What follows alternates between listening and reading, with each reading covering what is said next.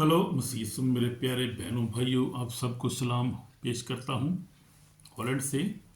मौसम बड़ा अच्छा है, यहाँ पर बर्फ़बारी हो रही है 2-4 दिन से, और जुम्मे तक ये बर्फ़ होती बारी रहेगी। और यहाँ बहुत ज़्यादा बर्फ़, सर्दी बहुत ज़्यादा है, लेकिन खुदा का शुक्र है कि हमारे ये घर यहाँ पे है वो सारा जो है वो सेंटर, क्या उसका नाम है, सारा वो है, ये सारा वो ये लगा हुआ है, वार्मिंग, फॉर वार्मिंग इसको कहते हैं यहाँ पे डच लैंग्वेज में।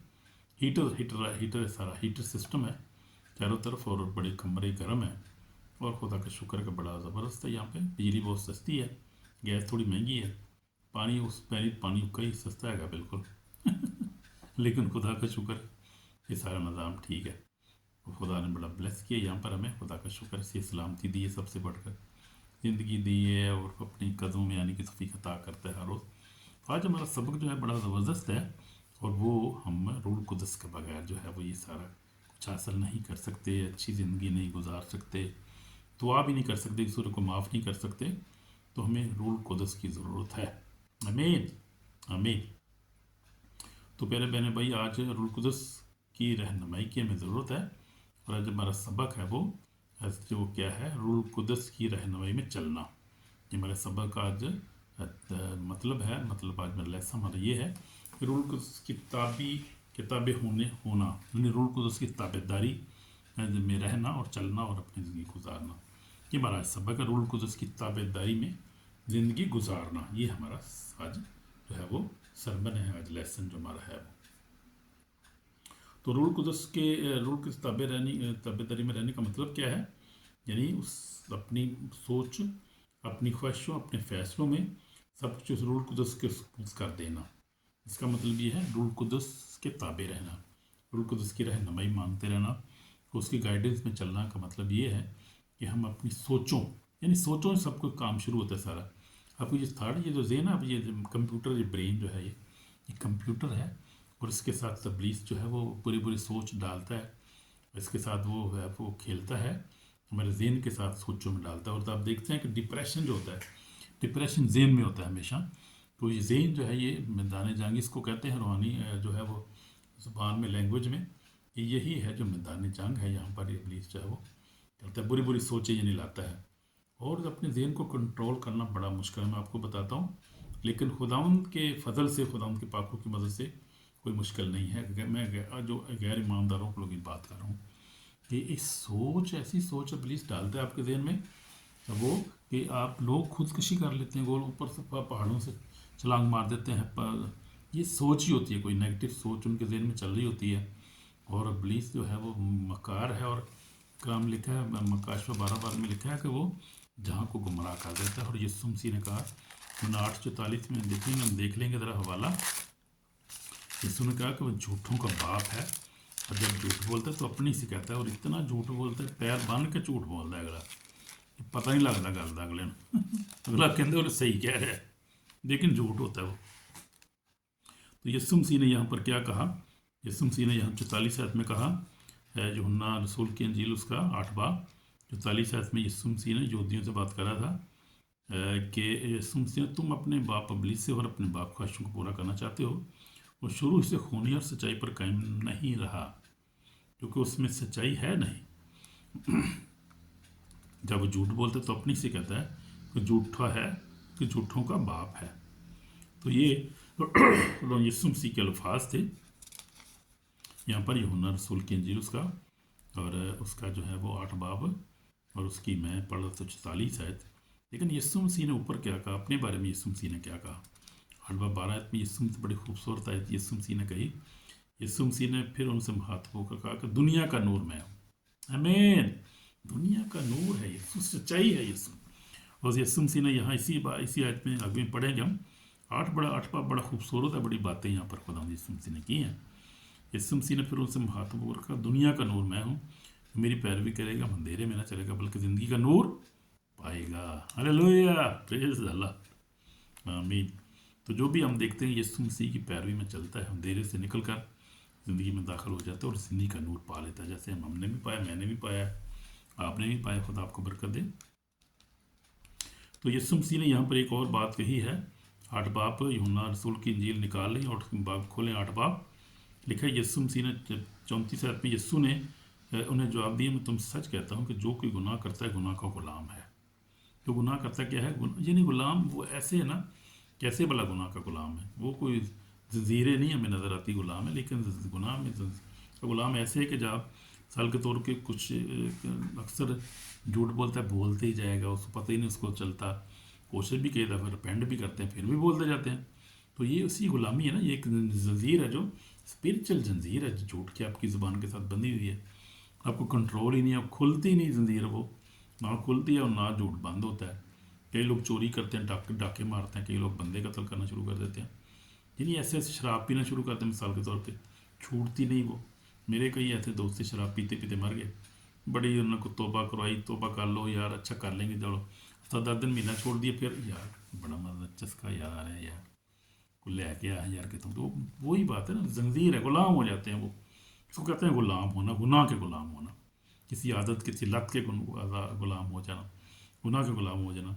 तो ये गुलामी से आज़ादी हमें खुदा दे सकता है और खुदा का पाकड़ू दे सकता है, इसलिए हमें उसकी ताबेदारी करनी है हमने। आमीन आमीन।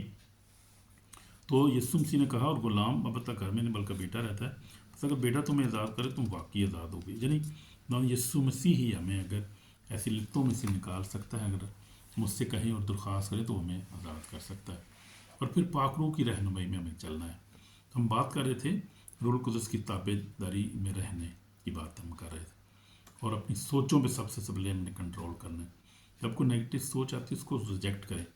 यानी रूह के फल रूह नहीं थे, तो हमें पता है ना, कलाम पढ़ेंगे तो पता चल जाएगा।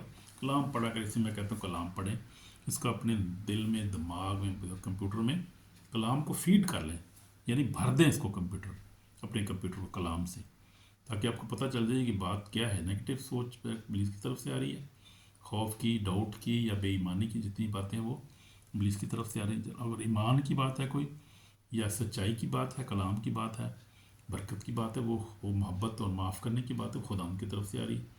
कि रूह के फल, रूह के नेमतें हमारी ज़िंदगी में हम देखते हैं। रूह का फल क्या है? मोहब्बत, खुशी, इत्मीनान, तहम्मुल, हिल्म, परहेज़गारी है।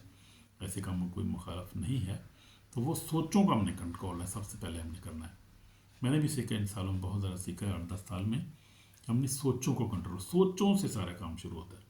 आप सोचते हैं, उसके बाद जो है आप डिसीजन लेते हैं, और फिर उसके बाद एक्शन करते हैं आप।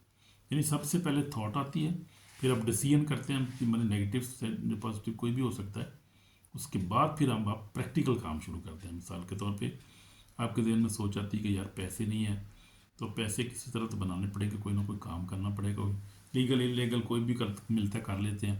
यानी आपने पहले सोचा है, फिर आपने डिसीजन भी ले लिया, आपने अब करना पड़ेगा, ज़रूरत है, फिर आप एक्शन करते हैं। उसके बाद कहते हैं अच्छा चलो वेखने केड़ी की अवेलेबल है, की कर सकना मैं यार।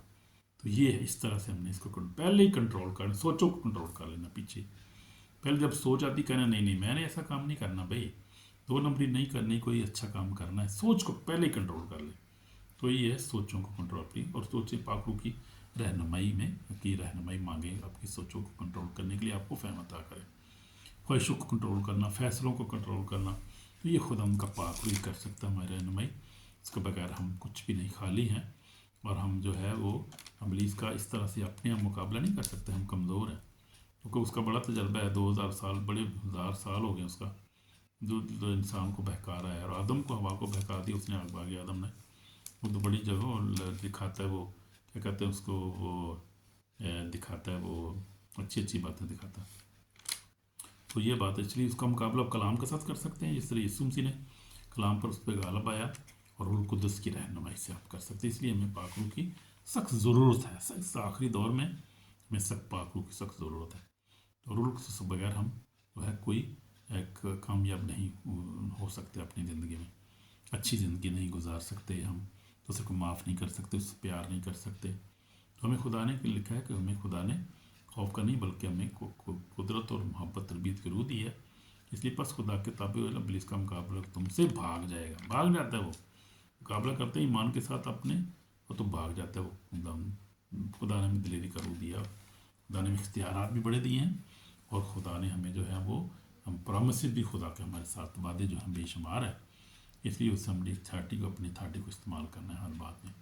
तो हमें ताबे रहना क्यों ज़रूरी है? हमें जिस्म गुनाह की तरफ جسم ہمیں گناہ کی طرف لے جاتا ہے، روح القدس ہمیں پاکیزگی کی طرف لے کے جاتا ہے. تو ہر کام کے پیچھے ایک اسپرٹ جیسے بتا رہا تھا کام کرتی ہے. اگر پازیٹیو سوچ آ رہی ہے خدا ان کی طرف، پاک روح آپ کو گائڈ کر رہا ہے، رہنمائی کر رہا ہے. نگیٹو سوچ ہے تو پھر بدروح کو شیطان کام کر رہا ہے. اس لیے دیکھنا ہے ہمیں ہر بات میں سمجھنا اس بات کو ہم نے. تو ہم یسوع مسیح کی مثال ہم دیکھیں گے. گتسمنی باغ میں یسوع مسیح نے کہا باپ میری نہیں بلکہ تیری مرضی پوری ہو. باپ کی مرضی کو اس نے پورا کیا.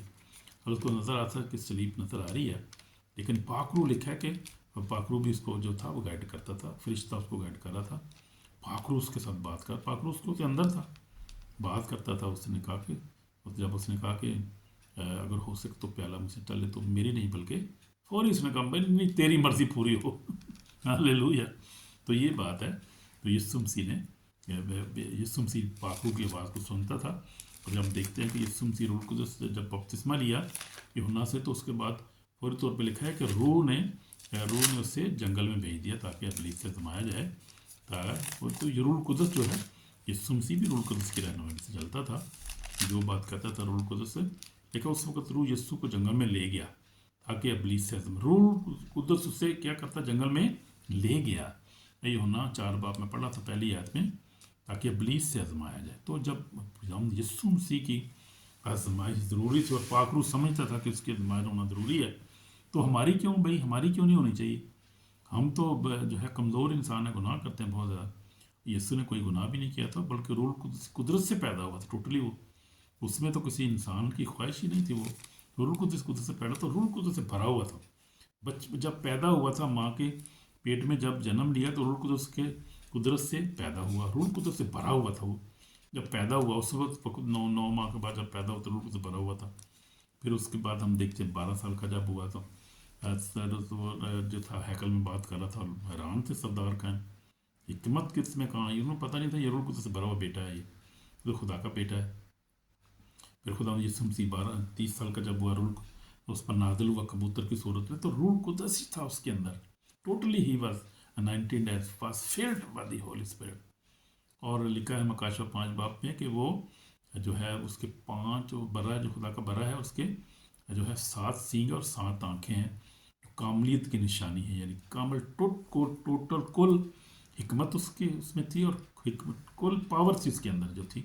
شیطان بدروہوں کو حکم دیتا نکل جاتی تھی، پانی کو حکم دیتا پانی تھم جاتا تھا، اور دیکھے طوفان تھم جاتے تھے. پانی پہ چلتا تھا یسوع مسیح خود. اتنی قدرتی سپر نیچرل یعنی پاور تھی، اور سپریم پاور تھی یسوع مسیح کے اندر. ہاللیلویا، پریز دی لارڈ. تو ہم تو کمزور ہیں، ہمیں تو پھر آزمائش ہماری تو ہوتی رہتی ہے ہر وقت. لیکن پاک روح کی مرضی کے رہنمائی کے بغیر، اس کی موجودگی کے بغیر، اس کی گائیڈنس کے بغیر ہم اوور کم نہیں کر سکتے کسی بھی چیز پہ. یسوع مسیح نے اوور کم کیا کلام کے وسیلہ سے. خدا یسوع مسیح، اور کلام اس کے دل میں کون ڈالا تھا؟ روح القدس، جو ہر کلام سے واقف ہے، ہر چیز کو جانتا ہے. یسوع مسیح تو لکھا ہے وہ انپڑھ تھا، پڑھا بھی نہیں تھا، تو کارپینٹر تھا اور مطلب مزدوری کرتا تھا. خدا ان کا پاک روح تھا نا، اس کے اندر تھاٹ ڈالتا تھا، بتاتا تھا، بات کرتا تھا ہر بات. پاک روح اس میں سے ہو کر بولتا تھا، باپ اس میں سے ہو کر بولتا تھا. تو یسوع مسیح سے بڑھ کر بڑی کون سی ہم مثال نظر آتی ہے؟ تو ہم دیکھتے ہیں کہ داؤد بادشاہ کو دیکھتے ہیں پرانے احترام میں، اس کو بھی خدا ان کا پاک روح پر تھا. اس پر جب اس کو مسح کیا سیموئیل نبی نے، اس پر روح القدس نازل ہوا، اور نازل ہوتا رہتا تھا اس پہ ہر وقت. پاک روح کا انائنٹڈ تھا، اسی لیے اس نے بہت سارے سام سپور بھی لکھے، کتابیں لکھی، اور بہت سارے خدا کے کام اس نے کیے. تو ہم دیکھتے ہیں پرانے احترام میں، نئے احترام میں یوسف روح القدس سے بھرا ہوا تھا. لکھا خدا اس کے ساتھ تھا. جب وہ یوسف تھا جیل میں گیا، پریشانی میں گیا، اس نے اپنے کمپرومائز نہیں کیا اس نے کبھی اپنی زندگی پہ. اس عورت نے کہا کہ میرے ساتھ برا کر، لیکن اس نے نہیں، اس نے کہا میں خدا کا بندہ ہوں، پاک ہوں میں. اور روح القدس جو تھا اس کو نے ہی طاقت دی کہ وہ اس کو جو ہے اگنور کرے، ایسی چیزوں کو، پاک زندگی گزارے. تو خدا کا کلام بھرا ہوا ہے مثالوں سے. پھر اس کے بعد نئے ڈرامے میں آپ آ جائیں، پطرس رسول جو پہلے چھوڑ کے بھاگ گیا تھا، بلکہ انکار ہی کر دیا سامنے اس کو. جب روح القدس نازل ہوا لکھا ہے تو وہ سب غیر زبانیں بولنے لگے، اور وہ روح القدس سے بھر گئے اور کلام سنانے لگے. لوگ چلو جی پھر اوپر سارے چھپ گئے ہیں. پھر جب کلام روح القدس نازل ہوا، کیسے ہم رہ سکتے ہیں روح القدس کی مدد کے بغیر؟ ہم چل ہی نہیں سکتے، ایک قدم ہی نہیں چل سکتے ہم. جب روح القدس نازل ہوا تو غیر زبانیں بولنے لگے اور خدا کا کلام سنانے لگے. اور پھر انہوں نے اپنی زندگی خداوند کے لیے وقف کر دی. روح القدس کی قدرت تھی ان کے اندر. ان کو خدا نے محبت قدرت اور تربیت اور قدرت اور محبت تربیت کی روح دی تھی، اور روح القدس کے مقام ان کے دیکھتے ہیں ان کے اندر، اور شہید ہو گئے. انہوں نے کہا میں موت پہ سے گزر کے تو ہم زندگی میں داخل ہو جائیں، کوئی بات نہیں، مار دو. سب شہید ہوئے. توما جو تھا، دیکھتے ہیں کہ توما جو ہے وہ جا کے ٹیکسلا تک آیا، اور پھر وہ جو ہے کیرلا میں اسٹیٹ ہے انڈیا کی، وہاں پر وہ شہید ہوا. تو پطرس بھی، سارے رسول جو تھے وہ شہید ہو گئے اور اپنی جانوں نے دے دی. بالکل پیچھے نہیں ہٹے، ایمان سے نہیں ہٹے. کون تھا جو ان کے ایمان کو مضبوط رکھنے والا؟ روح القدس تھا، اور کوئی نہیں تھا بھائی، یاد رکھے. اس سے پہلے تو ڈرپوک تھے، بھاگ گئے تھے وہ، یسوع کو چھوڑ کے بھاگ گئے گتسمنی باغ میں. دیکھا نہیں آپ نے؟ تو یہ بات میں نے اپنی زندگی میں دیکھا ہے کہ پاک روح کے بغیر میں بھی نہیں چل سکتا، دعا نہیں کر سکتے، کلام نہیں پڑھ سکتے، ابلیس کا مقابلہ ہم نہیں کر سکتے روح القدس جب تک نہ ہو، کیونکہ دلیری کا روح ہے. اور جب روح القدس جو ہے وہ بات کرتا ہے اور دعا کرتا ہے اور ہمیں گائیڈ کرتا ہے، اور تو پھر پریشانی والی بات نہیں ہے، ٹینشن نہیں ہے. روح القدس کو یسوع مسیح نے کہا تم پہلے اس کی بادشاہی اور آسمانی کی تلاش کرو تو یہ سب چیزیں تمہیں مل جائیں گی. ہم پڑھ لیتے ہیں، آخری آیت ہے، پڑھیں گے متی 6 باپ اس کی 33 میں تم پہلے اس کی بادشاہی اور آسمانی کی تلاش کرو، یہ سب چیزیں تمہیں مل جائیں گی. بادشاہی سے مراد ہے روح القدس، اور آسمانی سے مراد ہے یسوع مسیح ناصری، یعنی خدا کا کلام. اس لیے خدا کا کلام پڑھنا، اس کو اپنے دل میں رکھیں، ہر وقت پڑھیں اس کو. اور مکاشفہ شروع سے لے کے پیدائش سے لے کر یہ مکاشفہ تک پڑھیں، اس کو اپنے ذہن نشین کریں، زبانی یاد کریں بہت سارے کلام کو. اور پھر خدا کی بادشاہی سے مراد روح القدس کو اپنی زندگی میں لیں کہ ہر روز رہنمائی مانگیں.